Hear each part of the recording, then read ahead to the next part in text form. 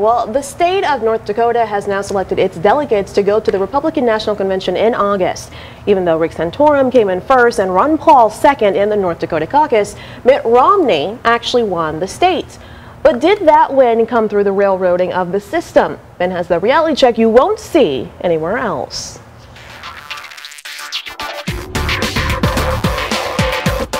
Well, for months I've been trying to explain to you how this system works, and now that we have a state, North Dakota, that has finished selecting its delegates and is ready to send them on to the National Convention, the system should be much more clear.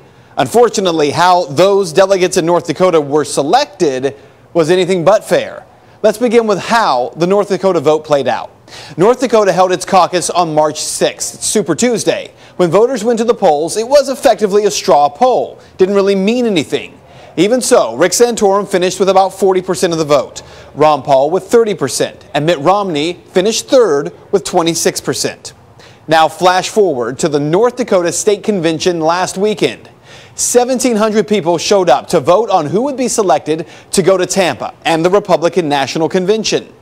In all, 101 people filled out applications to become delegate candidates, and 25 of those 101 would be selected to become North Dakota's official delegates. That is why there were a lot of people who were surprised and even disappointed when the GOP Committee on Permanent Organization handed out this ballot. It's already pre-printed with all the names, and you can be quick about it and just check this little box up here. So why these 25 names? They were names of people pre-selected by the GOP nominating committee. Scott Erlinson, who was a delegate at the North Dakota Caucus, and says the 4 questions asked on the delegate application may have played a role in how those 25 people got their names on the nominating committee's suggested list. The application to be a national delegate, they had 4 questions on there. It was basically, how much money have you donated to the party? How many years have you been with the party? And that may explain why, out of 25 delegate positions, the list passed around by the GOP leadership included 7 state legislators, North Dakota's First Lady, the state's Attorney General, a U.S. Senator from North Dakota, and a U.S. Congressman.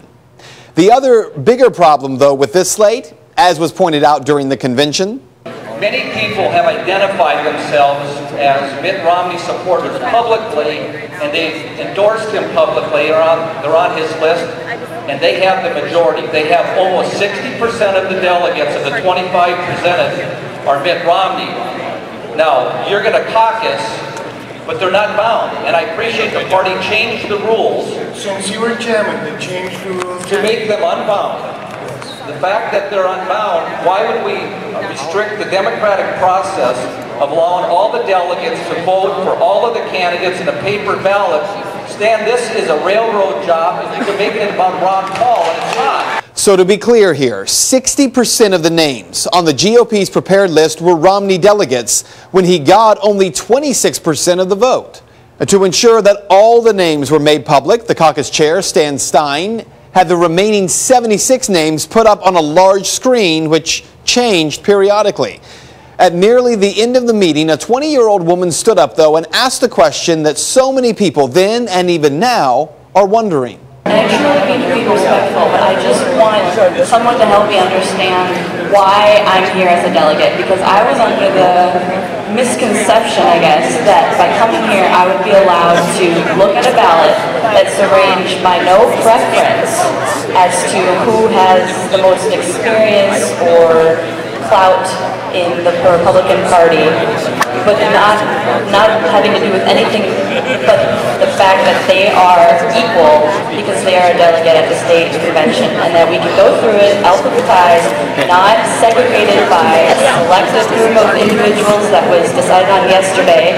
I mean, I didn't get the opportunity to weigh in on that, but I mean, right, I understand that, and I guess I just disagree with that process. So here's what you need to know. You weren't on the committee, ma'am.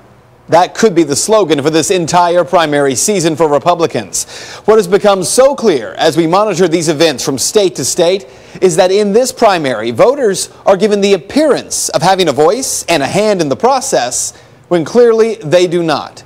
At the end of the day, Mitt Romney takes North Dakota. But based on how that situation played out, it would be nearly impossible to say that he won. He finished third in the straw poll. But here's how the delegates have come out. 16 delegates for Mitt Romney. They will go to Tampa. 7 delegates for Rick Santorum and 2 delegates for Ron Paul. Not because the voice of the people was heard, but because the GOP leadership in North Dakota gamed the system. And that is Reality Check.